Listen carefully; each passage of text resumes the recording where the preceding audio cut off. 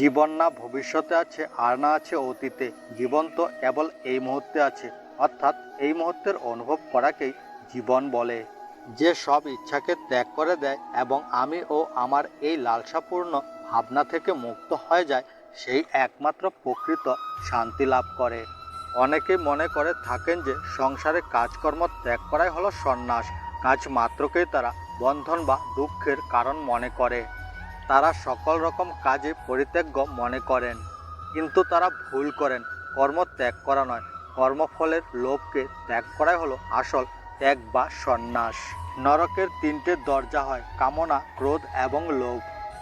যখন কোনো ব্যক্তি তার লক্ষ্যকে প্রাপ্ত করে ফেলে, তখন তার জীবনের সব দুঃখ ঘুচে যায় এবং জীবনে নতুন আনন্দ ও খুশি ভরে ওঠে।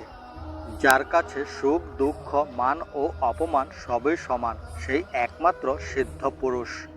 দুর্বলই কেবল ভাগ্যের দোষারোপ করে, আর বীর ভাগ্যকে অর্জন করে।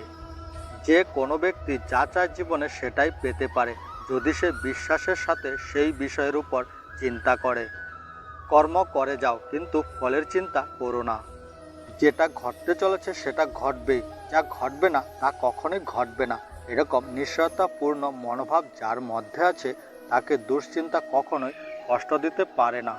বাহিরের বস্তুকে ত্যাগকে বাস্তবে ত্যাগ বলে না, আন্তরিক ত্যাগই হচ্ছে প্রকৃত ত্যাগ। আমাদের কামনা, মমতা, আসক্তি হচ্ছে বন্ধনযুক্ত, কিন্তু সংসার তা নয়।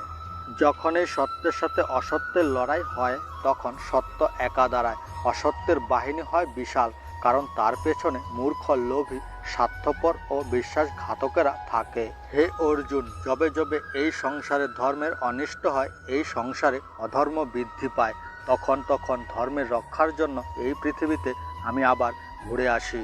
সজ্জন ব্যক্তি আরও ভালো চরিত্রের সজ্জন ব্যক্তির সাথে মিশে, নিচু ব্যক্তি আরও নিচু চরিত্রের ব্যক্তির সাথে মিশে। স্বভাব দ্বারা জন্ম যার যেমন প্রকৃতি হয়, সে তার সেই প্রকৃতিকে কখনোই ছাড়ে না। যদি কোনো ঘটনায় মানুষ ভয়প্রাপ্ত হয়, তবে তার পরাজয় হয়, আর যে মানুষ সব হারিয়েও শান্ত আর একাগ্র থাকে, সে জয়ী হয়। তোমার কি চলে গেছে, যে কারণে তুমি কাঁদছো?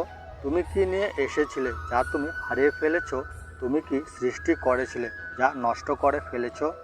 তুমি আসার সময় কিছু নিয়ে আসোনি, যা নিয়েছো এখান থেকে নিয়েছো, যা দিয়েছো এখানেই দিয়েছো। ভগবান বলেন যে যে প্রাণী লোভ, মায়া, ক্রোধ, অশান্তি, ঈর্ষা থেকে মুক্ত, আমি তার মধ্যে বিরাজ করি।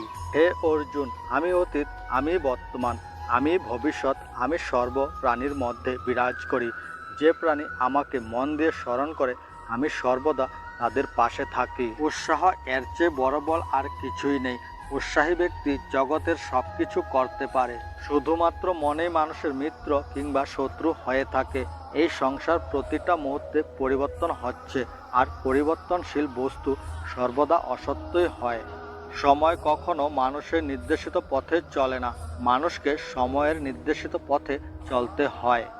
যে বিষয়টি তোমার হাতে নেই, সেই বিষয়টি নিয়ে চিন্তা করে কোনো লাভ নেই।